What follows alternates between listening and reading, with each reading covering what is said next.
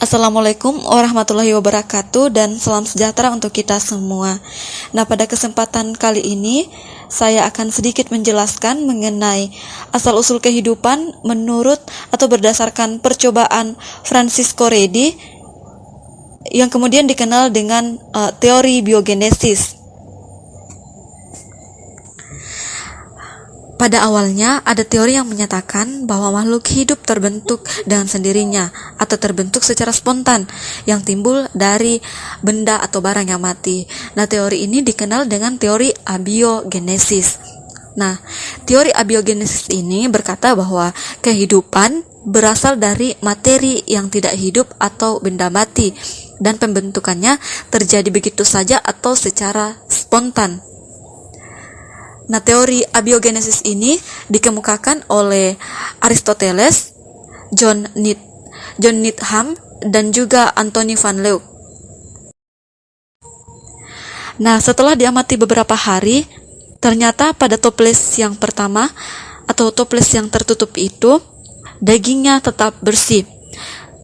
Sedangkan pada toples yang kedua atau toples yang dibiarkan terbuka, di situ didapati muncul larva yang sangat banyak. Nah, tidak sampai di situ saja, Francisco Redi tetap melanjutkan percobaannya. Selanjutnya dia kemudian memasukkan sepotong daging ke dalam toples, lalu kemudian ditutup menggunakan kain. Nah, penutupan dengan kain ini bertujuan agar udara masuk dan terjadi pembusukan. Setelah beberapa hari lalu diamati, ternyata di dalam toples ini terdapat beberapa larva dan di permukaan kain didapati begitu banyak larva.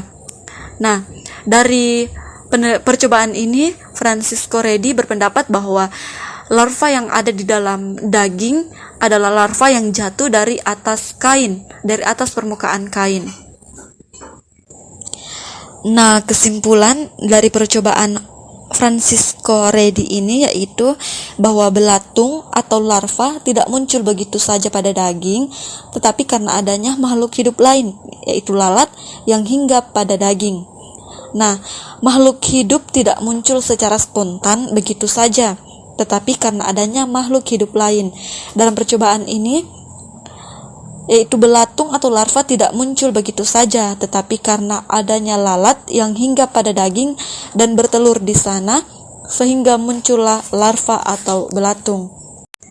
Nah, berdasarkan hasil percobaan Francisco Redi, maka tumbanglah paham abiogenesis dan muncullah paham baru atau teori baru tentang asal-usul kehidupan yang dikenal dengan teori biogenesis. Nah, teori biogenesis ini memiliki 3 poin. Poin yang pertama yaitu bahwa makhluk hidup berasal dari telur. Yang kedua, bahwa setiap telur berasal dari makhluk hidup. Dan yang ketiga, yaitu setiap makhluk hidup berasal dari makhluk hidup sebelumnya.